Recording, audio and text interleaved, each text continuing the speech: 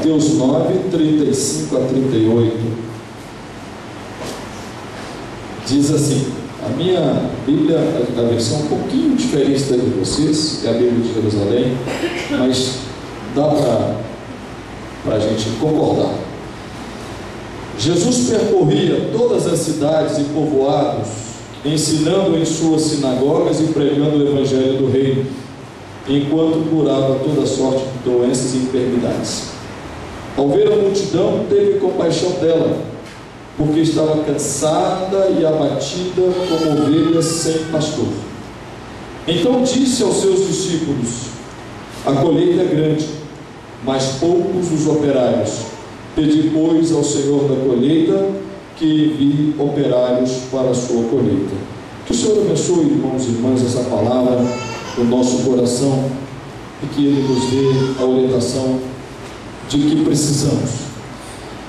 Queridos irmãos e irmãs, eu já usei uma expressão aqui na igreja algumas vezes, em que eu afirmei que no mercado de trabalho do Senhor Jesus Cristo faltam trabalhadores. Nossa irmã Silvana acabou de orar pedindo que Deus nos abra possibilidades de melhora na economia do nosso país, porque muitas pessoas têm sido afetadas pelo desemprego, afetadas pela crise econômica, que não é uma crise puramente econômica, é uma crise política, é uma crise artificial, mas afeta a economia e a vida das pessoas. Pois bem, irmãos e irmãs, no mercado de trabalho do Senhor Jesus Cristo está uma grande oferta de vagas, e é assim desde quando Ele esteve aqui conosco. 2000 anos depois, não mudou nada esse quadro. O nosso quadro de trabalhadores é deficitário, falta gente para trabalhar. Vocês estiveram aqui, viram a Assembleia do Sábado, como muitas coisas nós não ofertamos porque faltam pessoas.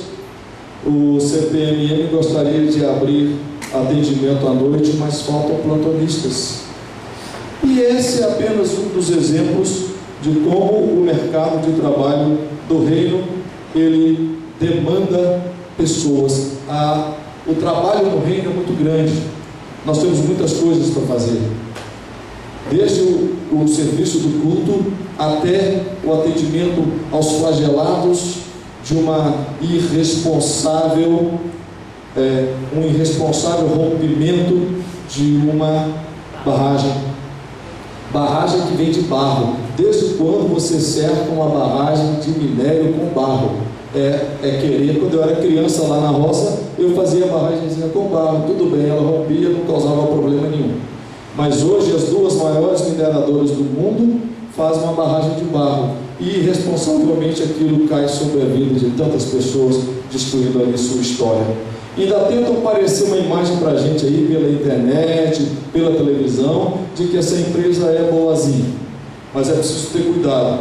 A gente precisa refletir seriamente sobre a economia de Minas Gerais, se ela pode ser dependente desse minério, porque imposto nenhum fica aqui. Não tem imposto, Minas não arrecada nada com isso daí, mas os buracos ficam. Então temos que pensar se queremos ficar com os buracos e com os mortos de vez em quando. Mas, irmãos e irmãs, o serviço do reino nos chama para fazer muitas coisas. Ele nos desafia desde a atenção ao necessitado, seja no psicológico, seja no clínico, médico, seja aquele que está desassistido de ter o que comer e o que beber, como é o caso de Diamantina, ou melhor, é o caso de Mariana. Mas também nós lidamos com a carência espiritual. Existe a necessidade física, a necessidade psicológica, a necessidade clínica, mas existe também a necessidade espiritual. E como cristãos e cristãs, nós sabemos que a espiritualidade também é uma componente fundamental para o bem-estar da pessoa humana. Nós somos uma dimensão espiritual, dimensão clínica, psicológica, existencial, sentimento, nós somos tudo isso, e nós só estamos bem quando todas essas esferas da nossa vida estão em harmonia. Eu tenho muita dificuldade em ver pessoas que são agnósticas, não creem em Deus. Eu fico pensando comigo, Deus, como é que essas pessoas conseguem levar a dureza da vida sem ter alguém com quem conversar à noite e falar assim: paizinho, me ajuda aí, porque sozinho não dou conta. Sem se lembrar de que o Senhor é tão carinhoso, o Senhor tem um amor tão grande como um amor de mãe, que o Senhor diz que pode, porventura, uma mãe abandonar alguém, mas o Senhor não nos abandona. Sem se lembrar de um salmo que diz: eu deito angustiado, mas o Senhor toma conta de mim, e logo logo o sono chega porque Ele cuida. Sem ter a oportunidade de ler que o Senhor é meu pastor, que não me deixa faltar nada, que eu posso tudo naquilo que o Senhor quiser, naquele que me fortalece, que não é na verdade sair ganhando todos por aí, mas é suportar todas as dificuldades, não é verdade? Pois bem, irmãos e irmãs, a Igreja de Portugal entrou em contato comigo. Para quem não sabe, eu sou moderador da Igreja Presbiteriana Unida do Brasil, seria o equivalente a presidente do Supremo Conselho, na verdade, só que o nosso sistema não é presidencialista, nosso sistema é um sistema mais horizontal, graças a Deus por isso. E a Igreja de Portugal disse assim: nos ajuda, porque nós precisamos de pastores. Hoje, por acaso, nós temos aqui 2 pastores assentados, se não me engano. Renata não veio, né, Jorge? Então nós temos aqui 2 pastores, uma pastora e um pastor que estão assentados. Nós temos aqui um teólogo formado, que em breve deve requerer sua ordenação. E temos um pastor que está até descansando. Olha que coisa boa, a gente pode dar um descanso para o nosso pastor Jorge. Descansar a voz, descansar um pouco. Ele precisa, a família de pastor precisa tirar um domingo para si. Nosso reverendo Jorge está também descansando, né? O nosso reverendo Márcio também descansando. Mas nós temos aqui num culto, às vezes, 5, 6 pastores sentados. E eu respondi ao presidente, ao vice-presidente da Igreja de Portugal: sim, meu irmão, nós vamos aí conversar. E fui então a Portugal, junto com o presbítero Denis, da Igreja Presbiteriana dos Estados Unidos, para conhecer a realidade da Igreja de Portugal. E a Igreja Evangélica Presbiteriana de Portugal, hoje, ela tem um déficit muito grande de pastores. Ela tem 23 comunidades e tem apenas 11 pastores que pastoreiam essas 23 comunidades. Você já imaginou o que é fome espiritual? Imagine o que é fome espiritual. Nós que às vezes nos damos o direito, a regalia de escolher o culto que nós vamos, eu gosto mais do culto da noite, então eu vou no culto da noite. E é gostoso o culto da noite. É uma estética diferente, mas é muito gostoso. Não, eu gosto mais do culto da manhã, que é o culto tradicional, reformado. É gostoso também. Você pode escolher, sabe? Em Portugal, as igrejas não estão podendo fazer isso. Em Portugal, algumas igrejas têm o culto 9 da manhã, 10, 11, 3 da tarde, 6 da noite. Sabe por quê? É o horário que o pastor pode. E o pastor, as pastoras, no caso, na região central de Portugal, em Figueira da Foz, são 2 pastoras, cada uma pastoreia 3 igrejas.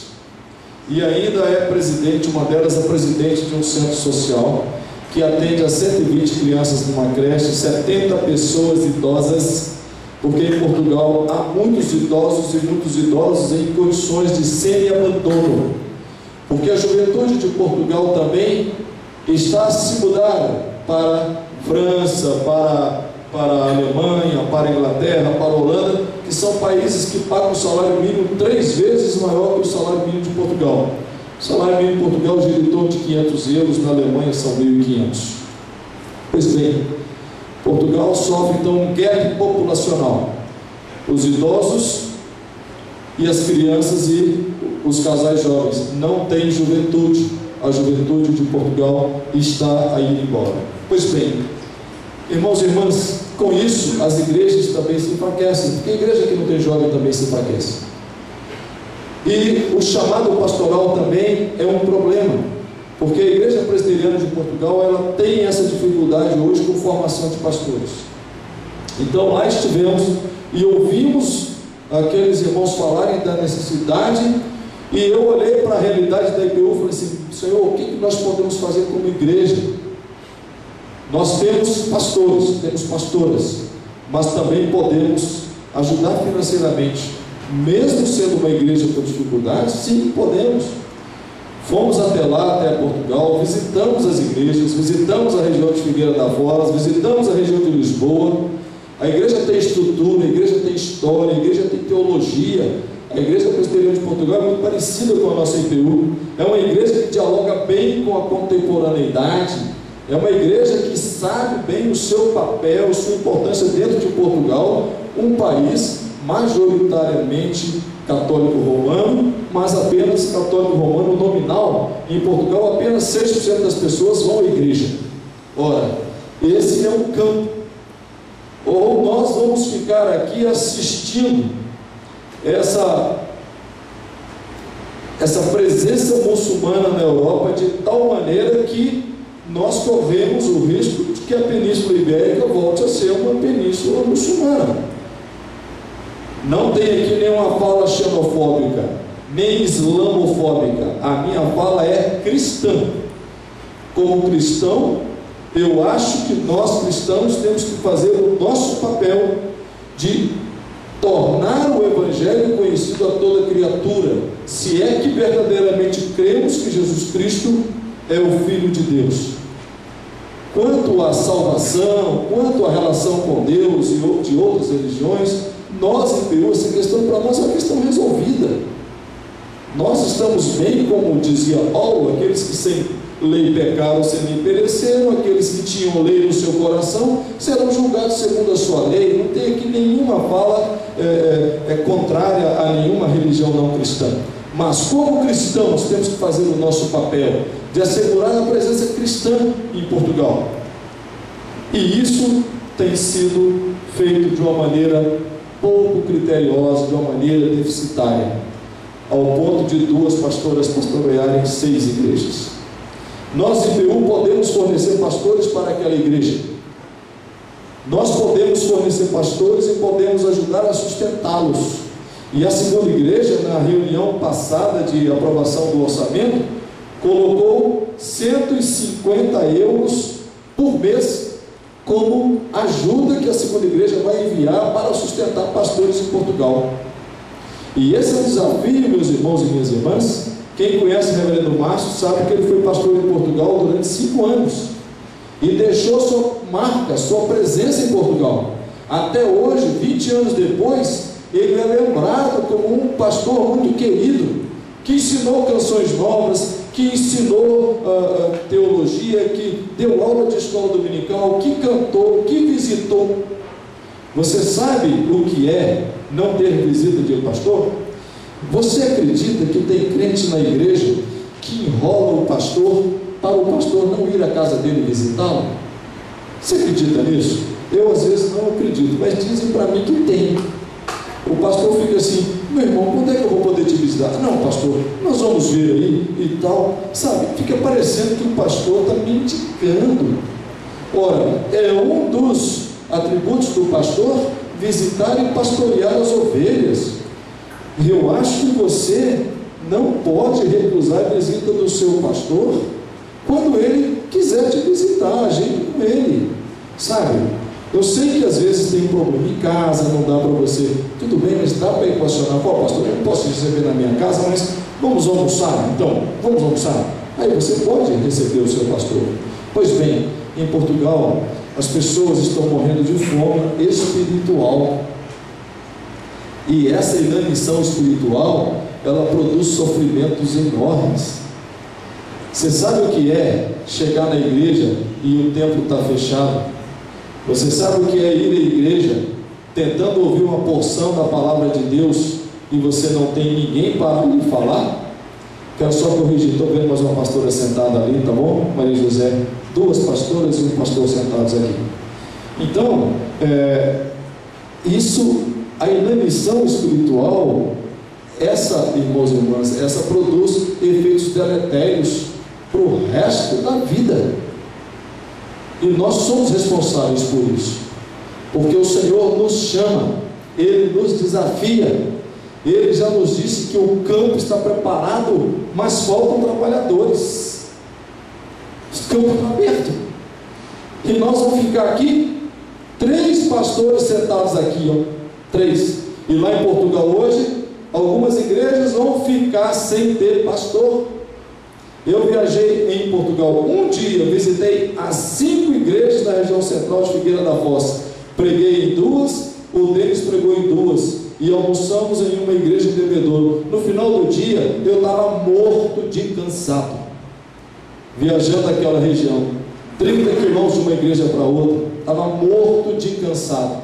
Imagina o domingo daquelas 2 mulheres, pastora Maria Eduarda e pastora Sandra. E olha que foi só um dia, e para mim tudo era novidade. Portugal, olha que bonito, no interior de Portugal. Agora imagina isso como uma tarefa rotineira para aquelas 2 mulheres. Não é coisa fácil, não é coisa fácil, mas o desafio está colocado.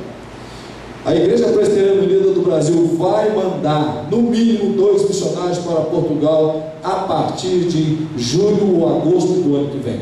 Não sabemos quem serão, mas o Senhor vai nos levantar, ou esse casal missionário, ou esse missionário, se for solteiro, ou missionária, se for solteira. Mas Deus vai nos mandar alguém para a região de Figueira da Foz, alguém para a região de Lisboa. Eu quero chamar a lembrança de vocês aqui, aquele texto que está em Atos 16, versículos 9 até o versículo 15, uma visão que Paulo teve. Paulo, na sua segunda viagem missionária, ele estava em uma cidade e teve um sonho. Naquele sonho, um homem dizia para ele assim: passa a Macedônia e ajuda-nos, porque não há aqui quem pregue a palavra, não há aqui quem nos ministre a palavra, e nós estamos necessitando. Paulo intuiu que aquilo era uma visão da parte de Deus, e no seu coração, logo no versículo 10, você vê, ele concluiu que o Espírito de Deus queria que ele fosse a Macedônia. Macedônia, você sabe, é ainda aquele país hoje que se chama Macedônia, desmembramento ali da Iugoslávia. E ele foi a Macedônia. Foi a primeira vez que o Evangelho chegou à Europa. A Macedônia é ali aquela divisão entre Ásia e Europa. Foi a primeira vez que o Evangelho chegou à Europa. E ele foi, então, chegou em Filipos, e ali em Filipos ele pregou. Já tinha uma mensagem do Evangelho, a gente não sabe como, mas o Espírito de Deus, esse movimento maravilhoso, já tinha, as pessoas já tinham ouvido. E na casa de Lídia, que era uma vendedora de púrpuras, ele se estabeleceu, e na casa de Lídia se formou a igreja de Filipos, que depois deu origem a essa carta maravilhosa aos Filipenses. Pois bem, ali então Paulo teve uma visão de alguém clamando para que fosse anunciasse o Evangelho. E nós temos que entender que até hoje esse clamor faz sentido, e as pessoas estão clamando para que alguém lhes anuncie a palavra do reino. E essa palavra, irmãos e irmãs, compete a nós. Diz Paulo que bem quiseram os anjos, mas compete a nós fazê-lo, anunciar. E é um desafio no seu coração. Ser pastor de igreja estabelecida é muito bom. Agora, ser pastor de igreja em crise, ser pastor de igreja pequenininha, ser pastor de igreja que tem déficit, que não tem organista, não tem pianista, não tem tecladista, não tem violonista, tem que cantar a capela, tem que passar a fazer um junta-junta, isso é missão, isso é desafio. E é isso que nós estamos fazendo. A IPU abraçou isso. E uma igreja lá do coração da comunidade, lá no Rio fala-se comunidade, aqui nós falamos favela. A igreja de Parque Acari, lá de onde tem aquela feira de Acari, eu estive lá 3 domingos atrás, 3, 4 domingos, estive lá fazendo esse mesmo apelo e chamamento. E a igreja de Acari, que vende quitandinhas no passeio, assim, no mesmo lado onde o traficante vende a droga, ela vende quitandinhas, A igreja falou assim: olha, nós vamos contribuir com R$50 por mês. Uma outra irmã da igreja falou assim: eu vou contribuir com R$100 por mês para sustentar esses missionários lá. Depois uma outra senhora falou assim: olha, eu moro em Natal, mas eu vou mandar o dinheiro aqui para a igreja para poder sustentar esses missionários em Portugal.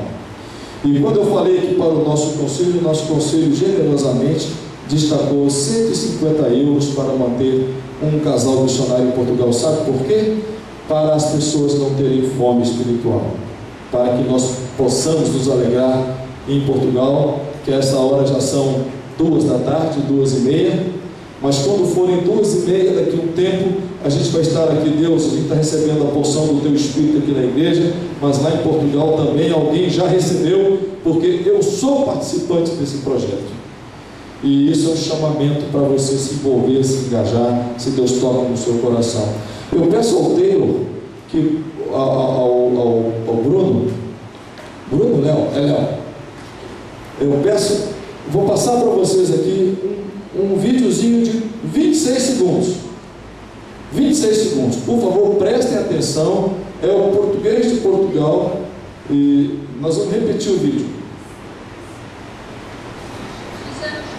Da nossa igreja, porque nós estamos constantemente a mudar o horário. Temos culto às 9 da manhã, às 10, às 6 da tarde. Só temos pastor 1 ou 2 vezes por mês. Nós precisamos de um pastor que faça estudos bíblicos, nos fale de Deus, nos ajude a trazer mais pessoas para a nossa igreja. Nós precisamos de um pastor na nossa igreja, porque nós estamos constantemente a mudar o horário. Temos culto às 9 da manhã, às 10, às 6 da tarde. Só temos pastor 1 ou 2 vezes por mês. Nós precisamos de um pastor que faça estudos bíblicos, nos fale de Deus, nos ajude a trazer mais pessoas para a nossa igreja. Nós precisamos. Você vai almoçar tranquilo hoje? Eu sugiro que você não fique tão tranquilo assim. Não é bom. Se você estiver indiferente a esse apelo, você precisa ter um encontro com Deus. Eu não sossego. O apelo dessa mulher me lembra muito a visão de Paulo. Quando eu recebi o e-mail do pastor José Salvador de Portugal dizendo da situação dramática da igreja, aquilo, a primeira coisa que me veio à mente foi a visão de Paulo: passa a Macedônia e ajuda-nos. Volto a dizer, nós nos damos até o luxo de não vir ao culto para ver uma final de um jogo de futebol, ou porque ficou na festinha até 2 horas da manhã, não vou ao culto. Eu acho isso horrível, mas tem gente que faz. Mas as pessoas precisam de ouvir o Evangelho. Como disse aquela mulher, temos pastores 1 ou 2 vezes por mês, temos culto às 9 da manhã, às 10, às 6 da tarde. Assim não dá. Assim não dá. Não dá. Eu, como líder de igreja, eu não aceito essa situação. E nós vamos fazer algo. E nós queremos que você entre nessa conosco. E eu quero aproveitar então para fechar esse apelo e pedir a você: valorize o que você tem. Valorize que na sua igreja aqui tem 2 cultos no domingo. Valorize que você tem 3 pastores aqui para te acompanhar, para te ajudar, para te orientar. Valorize o trabalho das crianças lá com as professoras. Traga suas filhas, seus filhos para o trabalho lá. Eles querem fazer e não podem. Valoriza o trabalho do sábado, que aqui assiste a tantas pessoas necessitadas, e valorize isso, participe disso.